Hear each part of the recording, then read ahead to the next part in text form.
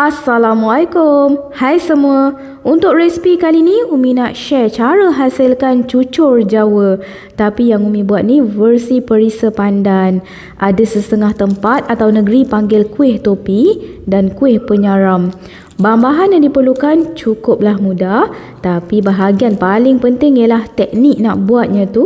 Bermula dari cara bancuhan sampailah ke cara menggoreng yang boleh buat bagi menjadi elok topi tepinya dan bersarang serta berongga cantik bahagian dalamnya. Bagi Umi, cucur Jawa yang sedap haruslah rangup bahagian tepi-tepinya, manis rasanya dan bahagian tengah terasa kenyal tapi masih lembut. Makan panas-panas ni sedap ya Mat. Jom ke dapur tengok tutorial Umi buat step by step cucur Jawa pandan ni. Bahan-bahan yang diperlukan, Umi gunakan tepung beras cap gajah 3 atau boleh juga guna cap teratai. Seterusnya, tepung gandum. Tepung gandum ni cap bunga ros atau boleh juga gunakan cap sauh. 6 helai daun pandan. Cari daun pandan yang tua-tua ya, yang berwarna hijau gelap gitu warnanya. Bahan seterusnya, pandan kokonat Imalco. Bagi lagi sedap dan wangi semerbak bau cucur Jawa ni. Langkah pertama ni, Umi akan siapkan dahulu air pandan. Potong nipis daun-daun pandan, masukkan dalam blender. Bila kita potong kecil-kecil gini, senang nak lumat bila dikisar nanti.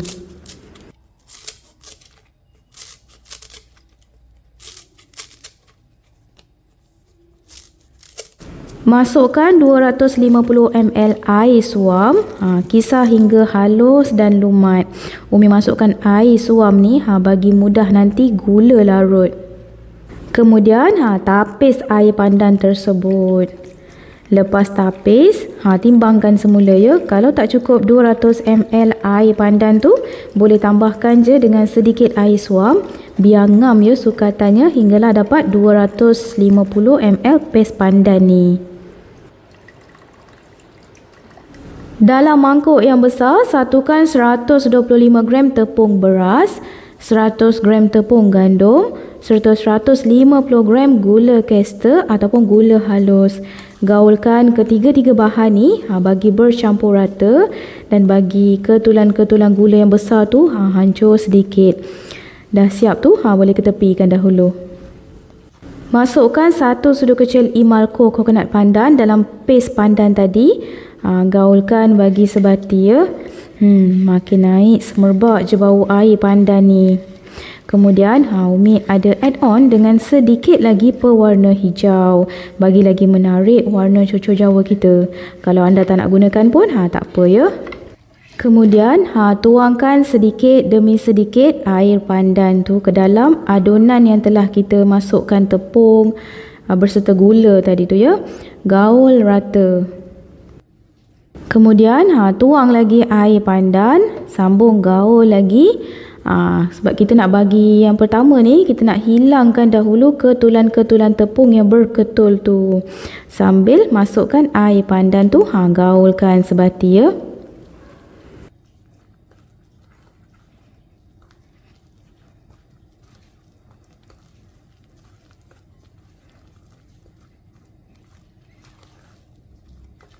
Adunan dah agak lembut sikit tu, pukul-pukulkan adunan cucur ni dalam 10 minit gitu ya, 10 ke 15 minit gitu. Tujuannya nak bagi cucur Jawa kita ni bersarang dan berongga cantik lepas digoreng. Ni teknik yang Umi belajar dari YouTube juga ya, untuk kita buat kuih cucur Jawa ni supaya menjadi elok sarangnya. Sambil pukul adunan, gunakan sudu atau senduk. Boleh tuangkan air pandan tu sedikit demi sedikit sehinggalah habis.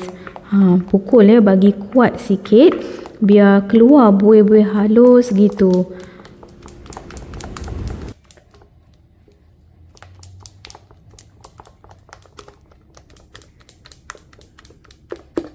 Lagi satu, tujuan kita pukul lama adunan ni Nak bagi gula caster tu betul-betul hancur dan larut sebati bersama adunan tepung.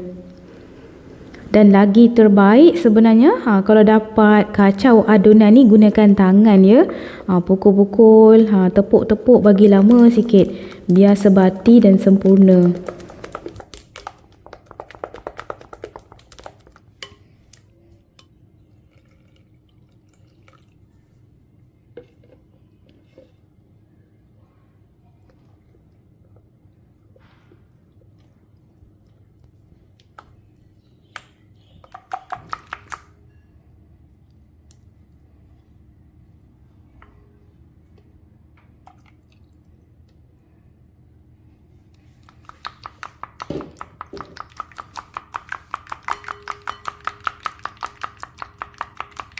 Okey, yang ini setelah hampir 10 minit lebih ya Umi pukul.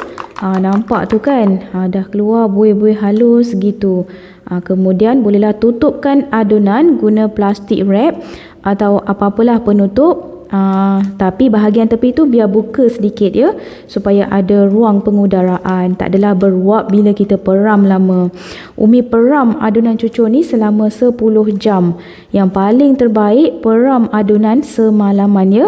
Kalau peram semalaman, kena tutup rapi dan masukkan dalam ais box. Yang ini Umi peram di suhu bilik je.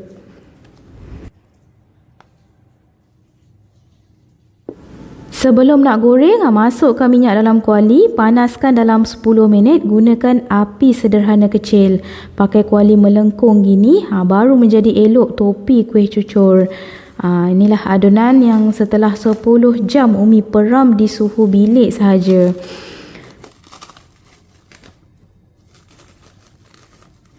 Gaulkan dahulu, bagi adunan tu sebati dan tiada mendakkan tepung di bahagian bawah ya. Adunan tepung ni akan terasa sedikit berat. Kelikatannya dah okey lah macam ni. Kalau masuk dalam ice box untuk peram semalaman tu, adunan akan jadi lebih pekat ya. Jadi kena tambahkan dengan sedikit sahaja lagi air suam sebelum digoreng. Test guna lidi sate dulu. Dan air berbuih gitu lidinya, tanda minyak dah cukup panas. Bolehlah terus masukkan adunan kuih cucur.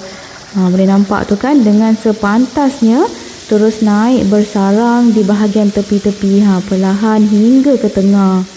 Biarkan ya bahagian bawahnya tu garing sedikit.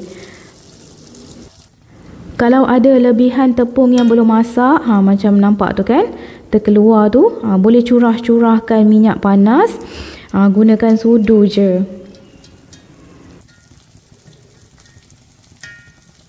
Kemudian perlahan-lahan terbalikkan cucur.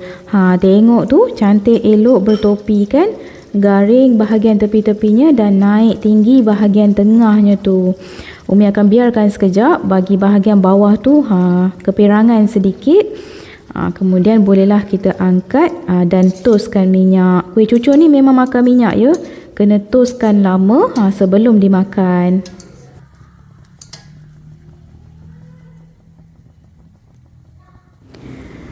Cucur Jawa ni memang kena goreng satu persatu. Memang perlukan kesabaran yang tinggi lah. Part ni makan masa sikit. Sambung goreng lagi. Ikutlah berapa banyak cucur yang anda nak makan. Makan panas-panas sedap ni. Tapi kena goreng satu persatu. Tak boleh masukkan sekali banyak ya. Nanti tak menjadi topinya. Sebelum masukkan adunan tepung dalam minyak yang panas ni, Umi dah sukat dulu ya. Gunakan cawan matrix, setengah cawan tu, setengah cawan adunan tepung, tapi setengah cawan tu pun jangan menggunung ya.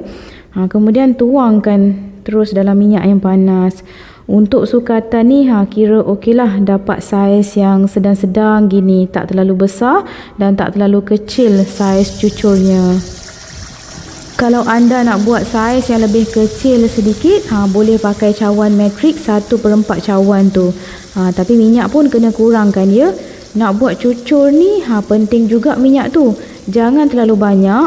biar lebih sikit je dari saiz cucur yang kita nak buat tu. Supaya senang kita nak sira-sirakan minyak panas bagi cucur masak elok dan senang kita nak balik-balikkan. Jadi minyak tu tak perlu banyak. Sedikit je dah mencukupi untuk satu saiz cucur dalam kuali tu. Dan lagi satu, kena pastikan guna kuali yang melengkung. Kalau guna kuali leper, memang tak akan menjadi topi cucur tu ya. Senang cerita tak menjadilah kuih kita. Siap dah. Umi buat sedikit je dulu sebab nak makan panas-panas. Baki tepung tu boleh tutup semula, simpan. Kalau nak masukkan dalam icebox, pastikan tutup rapat dan masukkan dalam icebox. Bila-bila nak makan nanti, barulah digoreng. Sekian sahaja tutorial cucur Jawa Pandan by Umi. Jangan lupa subscribe, like, share dan tekan bel untuk notification video seterusnya dari channel Umi Atia Atif Kitchen. Assalamualaikum. Bye.